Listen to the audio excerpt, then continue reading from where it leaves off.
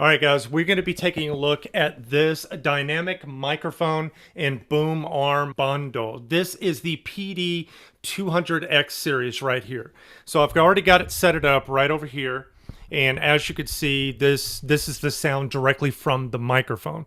Now, I've already gone through and I've downloaded the software. I did a firmware update. I was able to get it done in like not even 5 minutes, maybe 3 or 4 minutes. I mean, it was really easy. And the company sent this to me to test out because I have a lot of different microphones, different video equipment because I'm a content creator. So far, wow, this is pretty amazing.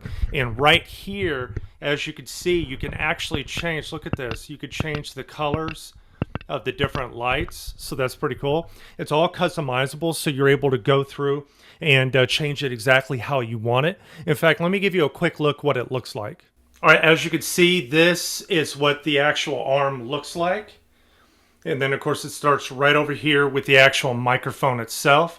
And then, of course, you've got all your different settings that you're able to do right here. And I love the setup of this right here.